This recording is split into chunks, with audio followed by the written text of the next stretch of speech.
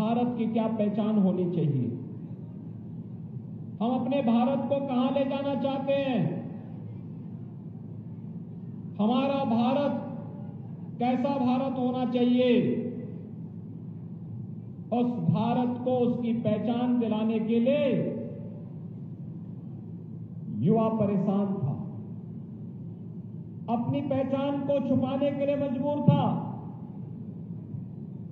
दुनिया के अंदर भारत का सम्मान नहीं रह गया था। भ्रष्टाचार पर भ्रष्टाचार ये भारत की पहचान बन गई थी। विकास के कार्यों को केवल पंचवर्षीय योजना तक सीमित करके रख दिया गया था। लेकिन भाइयों बहनों, न सुरक्षा थी, न सम्मान था, और जब सुरक्षा और सम्मान नहीं रहेगा तो समृद्धि तो अपने आप ही गायब हो जाएगी। किसानों का पुरुषार्थ था, नौजवान प्लान करने के लिए मजबूर था। देश के अंदर आत्महत्याओं का दौर चल रहा था, लेकिन हम सब आभारी हैं, प्रधानमंत्री मोदी जी ने 2014 के बाद नए भारत के निर्माण के साथ जिस नए भारत का निर्माण करके एक श्रेष्ठ भारत के रूप में हमें प्रस्तुत किया है, आज दुनिया के अंदर उसका सम्मान है और उसके कारण हर भारतवासी दुनिया के अंदर सम्मान की निगाहों से देखा जा रहा है। याद करिए ना, आज भारत G20 के देशों की अध्यक्षता कर रहा है। दुनिया के अंदर कहीं भी कोई क्राइसिस आती है, भारत की ओर आशा भरी निगाहों से दुनिया देखती है। आज भारत दुनिया के अंदर अपने टैलेंट के कारण, अपनी टेक्नोलॉजी के कारण और अपने युवाओं की ट्रेनिंग के कारण जाना जा रहा है। आज भारत के अंदर तुष्टीकरण नहीं होता है। आज नए भारत के अंदर अपने नागरिकों के सशक्तिकरण पर ध्यान दिया जाता है। ये तुष्टीकरण की राजनीति समाप्त हुई तो भारत के सशक्तिकरण की राह प्रारंभ हुई, और ये सशक्तिकरण की राह का ही परिणाम है कि करोड़ों लोगों को मकान मिल गए, करोड़ों लोगों के घर में शौचालय बन गए, करोड़ों लोगों को स्वास्थ्य बीमा का कवर मिल गया, 80 करोड़ लोगों को कोरोना कालखंड में फ्री में राशन मिल रहा है। ये केवल भारत के अंदर हो रहा है, दुनिया के अंदर अन्य कहीं नहीं हो रहा है। हमारा भारत आज बदल गया है। आज दुनिया के अंदर भारत के बारे में लोगों की धारणा बदली है, और भाइयों बहनों, जैसे भारत के बारे में धारणा बदली है, ऐसे ही उत्तर प्रदेश के बारे में भी धारणा बदली है। प्रधानमंत्री मोदी जी के नेतृत्व में ये जो धारणा बदली है, उसे उत्तर प्रदेश ने प्रधानमंत्री जी के विजन को अपने मिशन का हिस्सा बनाया है। प्रधानमंत्री जी का ही विजन है हमारा मिशन, और भाइयों बहनों, आज उसी का परिणाम है। ग्रामीण और शहरी क्षेत्र में उत्तर प्रदेश के अंदर 54 लाख गरीबों के लिए मकान बन गए। 2 करोड़ 61 लाख से अधिक गरीबों को एक शौचालय मिल गया। 10 करोड़ गरीबों को आयुष्मान भारत योजना और मुख्यमंत्री जन आरोग्य योजना में स्वास्थ्य बीमा का 5 लाख रुपए सालाना कवर मिल गया। 1 करोड़ 75 लाख गरीबों को उज्ज्वला योजना के कनेक्शन मिल गए, और अब तो ये भी हमने तय किया है कि दीपावली और होली के अवसर पर उज्ज्वला योजना के हर लाभार्थी को फ्री में रसोई गैस के सिलेंडर भी उपलब्ध करवाएंगे। हर गरीब का जनधन का खाता खुल गया। 15 करोड़ लोग उत्तर प्रदेश के अंदर पिछले 3 वर्ष से फ्री में राशन की सुविधा का लाभ प्राप्त कर रहे हैं। आज उत्तर प्रदेश के शहर सौदों के आतंक से भयभीत नहीं, बल्कि सेफ सिटी के रूप में अपनी पहचान बना रहे हैं। आज भाइयों बहनों, उत्तर प्रदेश के शहर कूड़े के ढेर नहीं, बल्कि स्मार्ट सिटी के रूप में अपना जलवा बिखेर रहे हैं। आज उत्तर प्रदेश अपने साफ और सेफ सिटी के लिए जाना जाता है। 2017 के पहले उत्तर प्रदेश के अंदर पार्टी विशेष के कुछ युवाओं के हाथों में, कुछ उनके कार्यकर्ताओं के हाथों में तमंचे लहराए जाते थे, व्यापारियों को भयभीत करते थे, आम नागरिकों को भयभीत करते थे। आज तमंचा नहीं, आज यूपी के नौजवान के हाथ में टैबलेट है, टैबलेट। 2 करोड़ युवाओं को हम टैबलेट फ्री में उपलब्ध करवाने का कार्य कर रहे हैं। और भाइयों बहनों, ये नया Uttar Pradesh,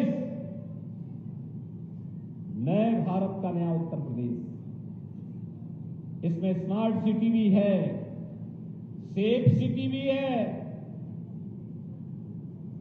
integrated command and control centre भी है। सिटी सर्विलांस सेंटर के माध्यम से न केवल स्वच्छता के कार्यक्रम को ट्रैफिक मैनेजमेंट के साथ साथ वहां की स्वास्थ्य की व्यवस्था को भी नियंत्रित किया जाता है। याद करिए, कोरोना कालखंड में कमांड एंड कंट्रोल सेंटर ने ही काम किया था। 2 वर्ष पहले जन्माष्टमी के दिन में आया था फिरोजाबाद में, तब डेंगू का कहर था, लोग जन्माष्टमी का उल्लास मना रहे थे। तब मैं फिरोजाबाद में घूम रहा था, यहाँ की गलियों में, और यहाँ के सांसद, विधायक, महापौर के साथ यहाँ की गलियों में देख रहा था कि इस डेंगू को रोकना है, कंट्रोल करना है, और इसको यहाँ की टीम ने कंट्रोल भी कर दिया था। भाइयों बहनों, आज हमारी पहचान एक नए सिरे से देश और दुनिया सम्मान कर रही है। अभी हाल ही में ग्लोबल इन्वेस्टर समिट हुआ। इस ग्लोबल इन्वेस्टर समिट में उत्तर प्रदेश में 35 लाख करोड़ रुपए के निवेश के प्रस्ताव आए हैं। ये 35 लाख करोड़ का मतलब 1 करोड़ से अधिक नौजवानों को सीधे सीधे नौकरी मिलेगी, करोड़ों नौजवानों को रोजगार की सुविधा प्राप्त होगी। और उसी के लिए प्रधानमंत्री मोदी जी ने राष्ट्रीय शिक्षा नीति दी। ये राष्ट्रीय शिक्षा नीति भारत के टैलेंट को, यूपी के टैलेंट को टेक्नोलॉजी और ट्रेनिंग के साथ जोड़ने और फिर उसको स्थानीय स्तर पर ही नौकरी उपलब्ध कराने का एक बहुत अच्छा माध्यम बनने जा रहा है। एक ग्लोबल इन्वेस्टर समिट में आपके फिरोजाबाद जिले में भी बहुत सारे प्रस्ताव आए हैं, हजारों करोड़ के प्रस्ताव आए हैं। ये हजारों करोड़ के प्रस्ताव हजारों नौकरियों को लेकर के आने वाला है, लेकिन उसके लिए हमें तैयार होना होगा। पिछले 5 वर्ष के अंदर आपके फिरोजाबाद के अंदर ही अगर मैं आपको बताऊं, इतनी योजनाओं का पैसा आया है। अकेले प्रधानमंत्री आवास शहरी में 44,700 से अधिक लोगों को एक आवास मिला है। याद करिए, एक समय था 2017 के पहले जब गरीबों की जमीनों पर और उनके मकानों पर जबरन कब्जा कर लिया जाता था, और आज गरीब को मकान दिया जा रहा है। 2.5 लाख रुपए हर गरीब को उपलब्ध कराए जा रहे हैं। 44,717 गरीबों को एक आवास दिया गया है। यहां पर नगर निगम में 35,279 को 89 को, और शेष आवास अन्य नगर निकाय जो हैं यहां पर, उनमें 9,428 को दिया गया है। पहले व्यापारियों से और फुटपाथ पर सामान बेचने वाले जो व्यापारी हैं, स्ट्रीट वेंडर हैं, इन लोगों से रंगदारी वसूली होती थी, और अब 22,535 वेंडर्स को पीएम स्वनिधि योजना के माध्यम से बैंक में यानी ब्याज मुक्त ऋण उपलब्ध करवाया गया है। भाइयों बहनों, उत्तर प्रदेश में 1 करोड़ निराश्रित महिलाओं को, वृद्धजनों दिव्यांग जनों को 12,000 रुपए सालाना पेंशन की सुविधा दी जा रही है।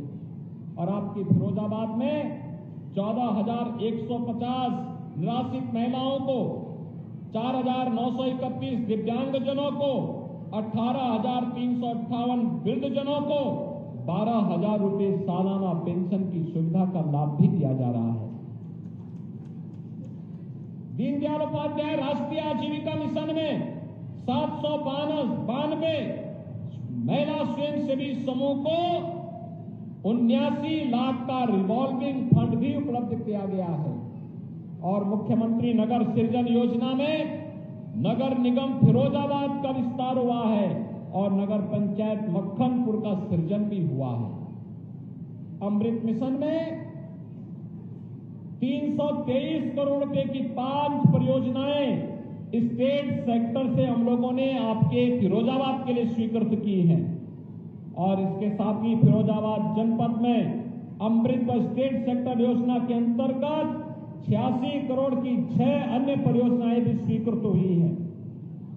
27 करोड़ की परियोजना पूरे होने से यहां पे 14,000 घरों को हर घर नल की योजना का लाभ मिल पाएगा।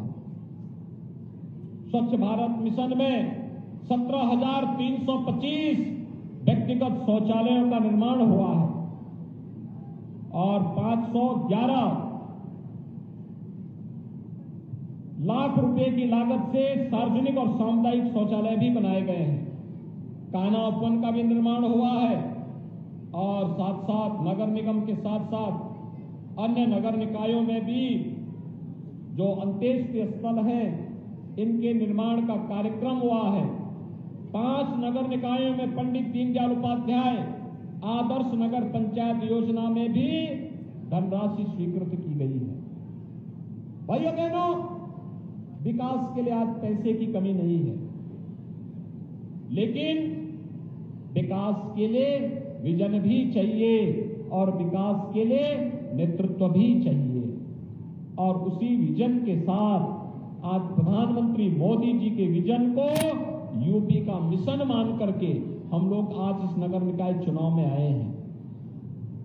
पहले 2014 के पहले कांग्रेस का फेल्ड इंजन और यूपी में समाजवादी पार्टी का फेल्ड इंजन उत्तर प्रदेश के विकास को पिछाड़ता था और अब डबल इंजन, डबल स्पीड के साथ विकास के कार्यक्रमों को जमीनी धरातल पर उतारने का कार्य कर रहा है। इस डबल इंजन के साथ एक ट्रिपल इंजन भी चाहिए। ट्रिपल इंजन की ताकत का एहसास आपने देखा होगा, गरीबों को मकान मिल रहे हैं। ट्रिपल इंजन का एहसास है कि पेयजल की योजना लागू हो रही है, शिविर की योजना लागू हो रही है। 2017 के पहले जो कांच का उद्योग बंद था, आज 1 डिस्ट्रिक्ट 1 प्रोडक्ट के माध्यम से एक्सपोर्ट के एक हब के रूप में हमारा फिरोजाबाद आगे बढ़ रहा है। और इसलिए भाइयों बहनों, आज मैं आप सबसे अपील करने के लिए आया हूं, ये नगर निकाय का चुनाव सामान्य चुनाव नहीं है, ये जाति मत और मजहब के आधार पर बंटने वाला चुनाव नहीं है। डबल इंजन सरकार की योजनाओं का लाभ जमीनी धरातल पर उतारने के लिए एक सक्षम और योग्य बोर्ड बनाने का चुनाव है और उस बोर्ड के माध्यम से जनता की बुनियादी सुविधाओं का समाधान करने का चुनाव है। और फिरोजाबाद ने इस दिशा में बेहतरीन कार्य किया है, बहुत अच्छा काम किया है। अगर आपको दिखाऊं मैं, स्वच्छ भारत सर्वेक्षण 2020 में 3,10,000 तक की जनसंख्या वाले शहरों की कैटेगरी में नगर निगम फिरोजाबाद को फास्टेस्ट मूवर सिटी के रूप में, सबसे तेज मूवर सिटी के रूप में अवार्ड प्राप्त हुआ है।